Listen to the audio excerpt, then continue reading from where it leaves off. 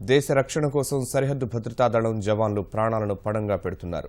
మంచు పర్వతాలు, ఇసుక తిన్నెలు, ఉప్పు కయ్యలు ఇలా భారత్ పాక్ సరిహద్దు అడుగడుగునా సంక్లిష్టంగా ఉన్న ప్రాంతాల్లో శత్రువుతో పోరాడుతున్నారు. కనుచూపు మేర కనిపించే బురద మడుగులతో కూడిన సర్క్రీక్ ప్రాంతంలో పహారా అంటే నిత్య నరకమే. దాయాది దేశం పాకిస్తాన్తో భూభాగం సరిహద్దు సరిగ్గా ఇక్కడే ముగుస్తుంది. లోపలికి చొచ్చుకు వచ్చిన అరేబియా సముద్రపు ఉప్పునీటి కయ్య ప్రాంతం ఆరంభమవుతుంది. సముద్రపు ఆటుపోట్ల కారణంగా సరిహద్దంతటా బురద కయ్యలతో నిండి ఉంటుంది. ఆటుపోట్ల సమయంలో సముద్రపు నీరు వెనక్కు వెళితే కనుచూపు సాగినంత మేర ఖాళీ ప్రదేశం. పోటు సమయంలో పూర్తిగా నీటితో నిండి కనిపిస్తుంది. ఏడాది పొడవునా సముద్రపు ఆటుపోట్ల మధ్య సరిహద్దు భద్రతా దళం అలుపెరగని పోరాటం చేస్తుంది.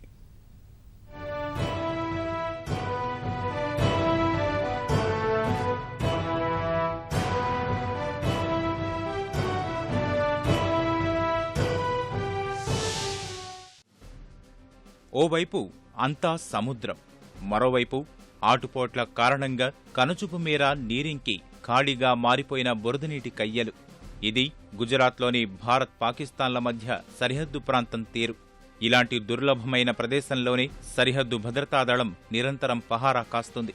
ప్రపంచంలోనే అతిపెద్ద ఉప్పునీటి కయ్యల ప్రాంతం కూడా ఇదే. ఇలాంటి ప్రాంతాల్లో సముద్రపు నీరు ఉన్న చోట బోట్ల సాయంతోనూ, ఆటుపోట్ల కారణంగా నీరింకిపోయిన ప్రాంతాల్లో ఆల్ టెర్రైన్ వెహికల్ అనే ప్రత్యేక త్రిచర వాహనంతోనూ సరిహద్దును కంటికిరెప్పలా కాపాడుతుంది బీఎస్ఎఫ్. గుజరాత్ రాష్ట్రంతో పాటు పాకిస్తాన్లోని సింధ్ ప్రావిన్స్ మధ్య ఉన్న బురద కయ్యల ప్రాంతమే సర్క్రీక్.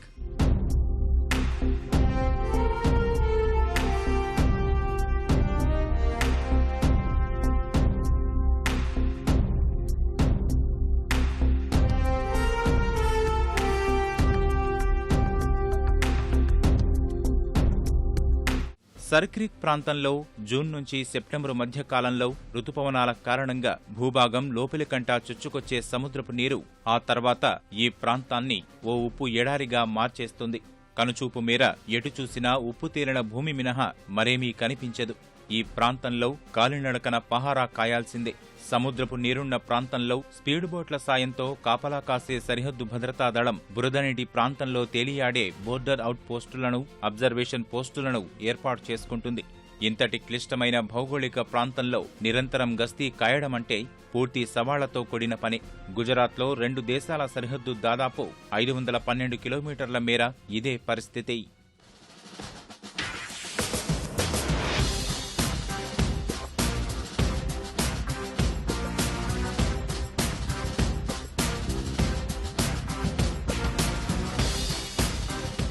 జమ్మూ కశ్మీర్లోని నియంత్రణ రేఖ తర్వాత నుంచి ప్రారంభమయ్యే 1వ నెంబరు సరిహద్దు రాయి మొదలుకొని సర్క్రీక్లోని భూభాగం అంతమయ్యే ప్రాంతం వరకు మొత్తం 1175 సరిహద్దు రాళ్లున్నాయి. కోట్ లఖ్పత్ అనే ప్రాంతంలోనే సరిగ్గా ఈ 1175 సరిహద్దు రాయి వద్ద నుంచి అంతర్జాతీయ సరిహద్దు ఇంగ్లీషు అక్షరం ఎల్ ఆకారంలో సరళ రేఖల్లో ఉంటుంది. ఇక్కడి నుంచి గుజరాత్తో సింధ్ ప్రావిన్స్ సరిహద్దు కోసం జీ-పిల్లర్స్ అనే మరో రకం హద్దును ఏర్పాటు చేశారు. ఈ ప్రాంతమంతా బురదనీటితో నిండిన కయ్యలు, ఊబి ప్రాంతాలు ఎక్కువగా ఉండడం వల్ల బీఎస్ఎఫ్ జవాన్లు ఆల్ టెర్రైన్ వెహికల్ అనే త్రిచర వాహనంతోనే కాపలా కాస్తుంటారు.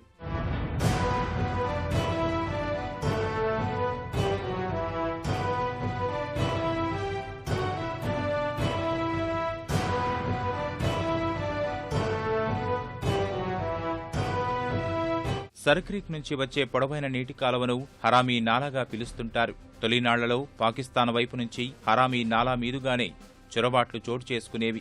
ఇందుకోసం హరామీ నాలాకు దగ్గరలో తేలియాడే బోర్డర్ అబ్జర్వేషన్ పోస్టులను ఏర్పాటు చేశారు. ఈ పోస్టుల్లో పహారా కాస్తున్నంతసేపు జవాన్లు నిల్చుని ఉండాల్సిందే. సాధారణంగా ఒక మనిషి నుంచుని ఉండాలంటే కేవలం అరగంట సేపు మాత్రమే నుంచుని ఉండగలరు. కానీ భారత సరిహద్దు దళం మాత్రం 24 గంటలు 365 రోజులు నిరంతరం నుంచునే ఉంటుంది. ప్రస్తుతం మనం ఉన్నది బోర్డర్ అబ్జర్వేషన్ పోస్ట్. ఇక్కడి నుంచి నిరంతరం సరిహద్దు ప్రాంతాల్లో ఉన్నటువంటి అన్ని ప్రాంతాలను కూడా నిరంతరం నిఘా వేయాల్సి ఉండాల్సి ఉంటుంది. ఇక్కడి నుంచి చూడొచ్చు, మన ఒక జవాన్, భారత బీఎస్ఎఫ్ చెందినటువంటి జవాన్ ఆయుధంతో, బైనాక్యులర్స్తో పాకిస్తాన్ సరిహద్దు వైపు ఎలాంటి కదలికలు ఉన్నాయన్న అంశాన్ని ప్రతి క్షణం గమనిస్తూనే ఉన్నారు. ఇలా 24 గంటలు 365 రోజులు ఆయన చూస్తూనే ఉండాల్సి ఉంటుంది. ప్రస్తుతం ఉన్నటువంటి ఇద్దరు జవాన్లు ఈ బోర్డర్ అబ్జర్వేషన్ పిల్లర్లోంచే సరిహద్దు ప్రాంతాన్ని అంతా కూడా నిఘా వేయాల్సి ఉంటుంది. ఇలాంటి అబ్జర్వేషన్ పిల్లర్లు దాదాపుగా కిలోమీటర్కి ఒకటి, అలాగే భౌగోళిక స్వరూపాన్ని బట్టి దాని దూరం కూడా మారుతూ ఉంటుంది. ఇలా మొత్తం గుజరాత్, రాజస్థాన్ దాదాపు ఎల్ఓసి వరకు కూడా ఇలాంటి అబ్జర్వేషన్ పోస్టుల నుంచే బీఎస్ఎఫ్ జవాన్లు నిరంతరం కావలి కాస్తూనే ఉంటారు. భౌగోళికంగా అత్యంత సంక్లిష్టమైన ఈ ప్రాంతం జవాన్ల ఆరోగ్యాన్ని కూడా దెబ్బతీస్తుంది. అరేబియా సముద్రం నుంచి సర్క్రీక్ మీదుగా సరిహద్దు ప్రాంతాలకు వీచే ఉప్పుగాలి కీళ్ల నొప్పులు కలిగిస్తుంది. మంచినీటి లభ్యత కూడా తక్కువగా ఉండడంతో సరిహద్దు పోస్టుల వద్ద పనిచేసే జవాన్లు నీటి ట్యాంకర్ల కోసం ఎదురుచూపులు చూడాల్సిందే. 80 నుంచి 90 కిలోమీటర్ల దూరం నుంచి వీరికి తాగునీరు సరఫరా చేయాల్సిన పరిస్థితి. నవంబరు నుంచి మే మధ్య కాలంలో ఈ ప్రాంతంలో ఎగిరే ధూళి శ్వాసకోశ వ్యాధులను కలుగజేస్తుంది. ఆటుపోట్ల సమయంలో సముద్రపు పాములు, బాండీసాప్ అనే విషపూరితమైన పాములు బోర్డర్ అబ్జర్వేషన్ పోస్టుల్లోకి కుప్పలు కుప్పలుగా వచ్చేస్తుంటాయి. ఓవైపు సందు దొరికితే చొరబడాలని చూసే ముష్కరులు, మరోవైపు కుప్పలు తెప్పలుగా పాకే విష సర్పాలు. బీఎస్ఎఫ్ జవాన్లు ప్రతిక్షణం అప్రమత్తంగా ఉండాల్సిందే. జీవన్ పర్యంత్ కర్తవ్య, ఇది భారత సరిహద్దు భద్రతా దళం యొక్క నినాదం.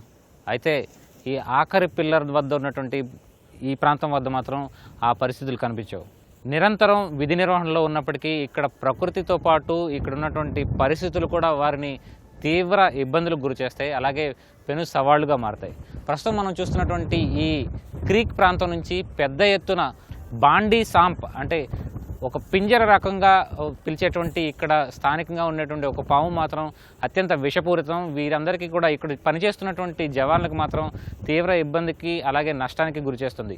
అప్పుడప్పుడు ప్రాణాలపై కూడా తీసుకొచ్చేటువంటి పరిస్థితి ఉంటుంది. ఇక్కడి నుంచి వైద్యం అందాలంటే మాత్రం దాదాపుగా 2 గంటల పైగా ప్రయాణం చేయాల్సి ఉంటుంది. దాదాపు 45 కిలోమీటర్ల తర్వాతే ఇక్కడి నుంచి వారికి వైద్య సాయం అందే అవకాశం ఉంటుంది.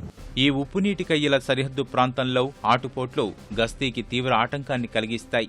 నీరున్న సమయాల్లో బోట్లపై సరిహద్దు ప్రాంతాన్ని తనిఖీ చేసే బీఎస్ఎఫ్ ఆటు సమయానికి తిరిగి రాలేకపోతే మధ్యలో ఉండిపోవాల్సిందే. కిలోమీటర్ల మేర విస్తరించిన బురద కయ్యలో బోటు చిక్కుకుపోయి మళ్లీ నీరు వచ్చేంత వరకు సిబ్బంది అందులో గడపాల్సిందే. వాస్తవానికి కోట్ల సంవత్సరాల క్రితం వచ్చిన భూకంపం సర్క్రీక్ ప్రాంతాన్ని ప్రపంచంలోనే అతిపెద్ద ఉప్పునీటి కయ్యగా మార్చేసిందన్నది భౌగోళిక నిపుణుల అభిప్రాయం. కోట్లాది సంవత్సరాల క్రితం ఇక్కడ ఈ ప్రాంతంలో వచ్చినటువంటి భూకంపం ఈ ప్రాంతాన్ని మొత్తం ఒక క్రీక్ ప్రాంతంగా అంటే ఉప్పునీటి కయ్య ప్రాంతంగా మార్చేసింది. అరేబియా సముద్రం గుజరాత్ ప్రాంతంలోని వాయువ్య భారతంలో ఒక క్రీక్, ఒక భారీ ఉప్పునీటి కయ్య ప్రాంతంగా మార్చేసింది. దీన్నే సర్క్రీక్ ఏరియాగా పిలుస్తాం. ఈ సర్క్రీక్ ఏరియా భారత పాక్ సరిహద్దులో అత్యంత కీలకమైన వ్యూహాత్మకమైన ప్రాంతం కూడా. ఇక్కడ ఉన్నటువంటి ఈ రాక్ ఫార్మేషన్ ఒక కోట్లాది సంవత్సరాల క్రితం వచ్చినటువంటి భూకంపం తాలూకు ఆనవాళ్లు స్పష్టంగా కనిపిస్తాయి. ఎందుకంటే అప్పుడు మొత్తం ఈ ప్రాంతం అంతా కూడా అరేబియా సముద్రం ఉండేది. హఠాత్తుగా వచ్చినటువంటి భూకంపం ఈ ప్రాంతాన్ని కొంత ఎత్తు చేసింది. ఈ కారణంగానే ఇలాంటి శిలలు కూడా ఎత్తైన శిలలు కూడా పెరిగాయి. అలాగే ఈ ప్రాంతం కూడా కొంత ఎత్తుగా పెరిగింది. అలాగే ఉప్పునీటి కయ్యల ప్రాంతం కూడా ఏర్పడింది. దీంట్లోనే ఈ సముద్రపు నీరు ఆటుపోట్ల కారణంగా చొచ్చుకు రావడం, అలాగే వెనక్కి వెళ్ళిపోవడం వంటి పరిస్థితులు కనిపిస్తాయి. అందుకనే ఈ అంతర్జాతీయ సరిహద్దులో ఉన్నటువంటి ఈ ప్రాంతంలో ఒకవైపున క్రీక్లో చొచ్చుకొచ్చేటువంటి నీరు ఉంటే మరొక వైపు ఇలాంటి బురద కయ్యలు కూడా అదే సమయంలో ఉంటాయి. ఇలాంటి క్లిష్ట పరిస్థితుల్లోనే భారత సరిహద్దు భద్రతా దళం విధులు నిర్వహించాల్సి ఉంటుంది. కెమెరా పర్సన్ నరేష్తో కలిసి ధనుంజయ్, ఈటీవీ న్యూస్, క్రీక్ ప్రాంతం నుంచి.